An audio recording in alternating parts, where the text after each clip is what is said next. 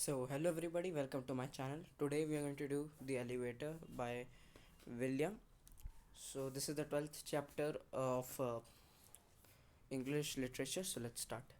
It was an old building with an old elevator, a very small elevator which could carry only three people. Martin, a thin 12-year-old, felt nervous in it from the first day.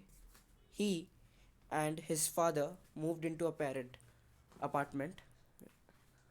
Of course, he was always uncomfortable in lift, afraid that they would fall, but this one was especially unpleasant. Perhaps this was because of the poor lighting and the dirty walls. Perhaps it was because of the doors which never stayed open long enough and slammed shut with a loud clanging noise. Perhaps Perhaps it was the way the elevator shuddered each time it left a floor, as if it was exhausted. Maybe it is simply too small. It seems crowded even with only two people in it. So basically, Martin is a sensitive boy who is scared of elevator. He always used to think that when the elevator would fall while he's in there, but this elevator was something different. It has dirty walls. It was not well lit, and it always always closed with a loud noise, and it always uh, shuddered when it left a floor, like it's exhausted because it's simply too small, and it felt crowded even with two people. Okay, and as Martin and his father moved to new apartment in this building, which was okay, so let's see next. The stairs were no better. Martin tried them one day after school. There were no windows and the lights were not working. There was another person climbing, getting closer. By the time he reached his home on the 17th floor, he was gasping for breath. Okay, so basically, echoed behind. Okay, so basically, Martin used to live on 17th floor, and so as he was afraid of lift, so one day he decided that he will take the stairs instead of elevator. But the stairs were also no good. There was no lightning. There was no light in it. Okay, and whenever he was walking, the echoes of the foot made him believe that somebody is behind him and following him. So he started running, and which is getting close. By the time he reached home on 17th floor, he was gasping for breath because as probably he's a small kid, so he thought like somebody's chasing him. So he's ran. So that also could be. So he was gasping for air, and even going to 17th floor is not a big deal. So then Martin's father worked at home. He wanted to know why Martin was out of breath. Why didn't you take the elevator? He asked, frowning, frowning at Martin. You're not only skinny and weak and bad at sport, his face seemed to say, but you are also a coward. After the Martin always took the elevator, he would have to get used to he have to get used to it, he told himself, just like he used to get used to being bullied at school. So basically his father said, why didn't you use elevator? Like in a bit of anger, like they know he's scared of elevator. So Martin thought in his mind that his father is saying like you're skinny, weak, bad at sport, whereas his father did not say this thing. Okay, he thought that his father basically it's in mind, this process is going like his father is trying to say him these things, but he didn't say it. Okay, so and we get a little background of Martin, how he is. So in which he say he would have to get used to it, he told himself, just like he used to get bullied in school. So we come to know with this paragraph that he used to get bullied in school, but he didn't get used to it. He always was afraid that it would stop suddenly and he would be trapped inside it for hours by himself. But it wasn't much better when there were other passengers. He didn't like to be close to them. He also disliked the way people tried hard not to look at one another, staring at nothing. Okay, so one morning the elevator stopped at 14th floor. A fat lady got on. She was wearing an old green coat that ballooned around her. As she waddled into the elevator, Martin was sure he felt it stink under her weight. She was so big that her coat brushed against him, and he had to squeeze himself into a corner. There was no room for anybody else. The door closed quickly behind Martin, and instead of facing it, she turned around and staring at Martin. So basically, on one day on 14th floor, a fat lady comes inside wearing a green coat, right? Wearing a green coat. And which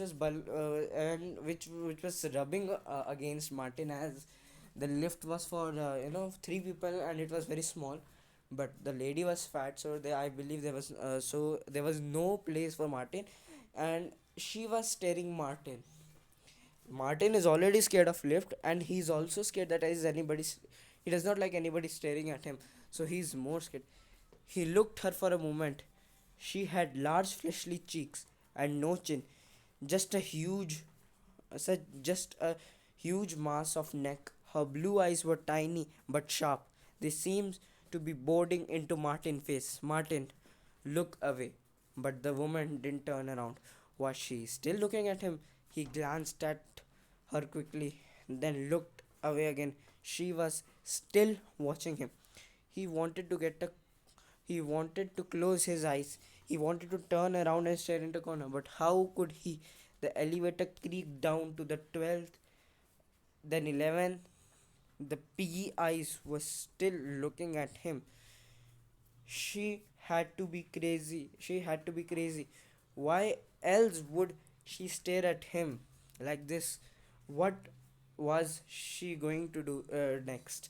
So in these two paragraphs, we came to know about the fat ladies. We got a bit description of it. Like, she has piggy eyes. She's constantly staring Martin, and Martin is feeling bit uncomfortable. He's trying to turn in the around corner, close his eyes, but he can't. She did nothing. She only watched him, breathing loudly until the elevator reached the first floor. At last, Martin wanted to run past her to get out, but there was no room. He could not only wait as she turned and moved slowly into the lobby, then he ran. He didn't care what she thought. He ran nearly all the way to school. He thought about her all day. Did she live in the building? He had never seen her before, and the building was not very big. Maybe she was visiting somebody, but 7:30 in the morning was too early for visiting. Martin felt nervous when he got back to the building after school, but why would he be afraid of an old lady? He felt ashamed of himself. He press- he pressed the button and stepped into the elevator, hoping that it would not stop, but it stopped on third floor. Martin watched the doors slide open, revealing a green coat, a piggish face, and a blue eyes, which were already staring at him, as if she knew he would be there. So basically, it's the story is being a bit creepy over here, but the Martin went in the lift hoping that it won't stop, but it stopped at 14th wait, press the button into elevator, but stop the Martin doors are revealing. Okay, so the elevator stopped on third floor, and there was this lady staring at Martin. Okay, and Martin is due to his fear, he is thinking that she knew what he's going to come. Okay, so that is in mind what is going on. Okay, it wasn't possible. It was like a nightmare, but going up there she was going up, said Martin, his voice little more than a squeak. She nodded and stepped on. The door slammed. He watched the puddy hand move towards the button. She pressed not 14 but 18, the top floor. The elevator trembled and began to go up. The fat lady watched him. This morning she got on 14th floor, so why did she get on at the third floor today and go up to 18? The elevator seemed to be moving more slowly than the usual. Martin wanted to press 7 so that he could get out and walk up the stairs, but he couldn't reach the button without touching her and didn't wanted to do that. So the elevator stopped on his floor. She hardly moved out of his way. He had to squeak past her, rubbing against her horrible scratchy coat. He was afraid the door would close before he could get out. She turned and watched him as the door slammed shut. Now she know I live on 17. He thought. Have you ever noticed a strange lady in the elevator? He asked his father that evening. So basically, in his mind there's a perception going on that the lady is constantly haunting him. So as he stepped out from the elevator from 17th floor, got out from the 17th floor. So now he's thinking that the lady know where in which floor he lives. Okay, so then he asked his father, have you ever noticed a strange lady in the elevator? So can't say I have, he replied, not looking away from the television. Martin knew he was probably making a mistake, but he had to tell somebody about the woman. She was in the elevator with me twice today. She kept staring at me. She never stopped looking at me for a minute. Why? What are you so worried about now? His father said, turningly impatient away from the television. What am I going to do with you, Martin? Honestly, now you are afraid of some poor old lady. I'm not afraid. You are afraid, said his father. When are you going to grow up and act like a man? You're going to be timid all your life? Martin didn't want to cry in front of his father, so he waited until he got to his room. His father probably knew he was crying. Anyway, he slept very little. In the morning, when the elevator door opened, the fat lady was waiting for him. Martin stood there, unable to move, then backed away as she saw him. Her expression changed. She smiled as the door slammed. Martin started running downstairs. The stairs were dark and he felt his father was silent on the way to hospital, disappointed and angry with him for being a coward and fool. Martin had broke his leg and needed to walk on crutches. He could not use the stair now. Was that why the fat lady had smiled? Did she know what would happen? So this is a perception going in Martin's mind, that he's constantly thinking that the lady is haunting her. So every single expression has been taken in a very beautiful way to as in Martin thinking, and every time then when she smiled, that did she know what is going to be happen, what she's did she know what is going to happen, or again it's his mind only. Okay, at least his father was with him in the elevator on the way back from hospital. There was no room for the fat lady to get in, and if she did, the father would see her and maybe he would understand.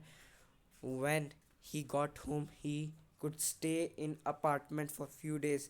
The doctor said that he had to rest as much as possible. Martin felt quite safe from the fat lady. Oh, I almost forgot. The father reached out and pressed number 9. What are you doing? Asked Martin. Try not to sound afraid. I promised to visit Mrs. Ullman, said his father, looking at his watch as he stepped out from the elevator. Let me go with you. I want to visit her too. Martin pleaded, struggling to move on his crutches, but the door was already closed. Afraid to be in elevator alone, said his father. Grow up, Martin. The door slammed shut. Martin hobbled to the button and pressed 9, but it didn't do any good. The elevator stopped at 10, where the fat lady was waiting for him. She moved in quickly, and he was too slow to get past her in time to get out. The door closed. The elevator began to move. Hello, Martin, she said and laughed and pushed the stop button. And that's how the story ends. So basically, this last part is very bit confusing. Is that the ad this did the lady actually did that, or it's just about the mind playing games on Martin, his mind playing games on Martin as he's scared, or he's hallucinating. So this last part is very confusing. Okay, and the poet wrote this.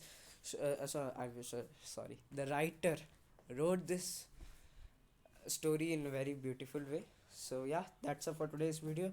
Thank you. Please like, share, and subscribe.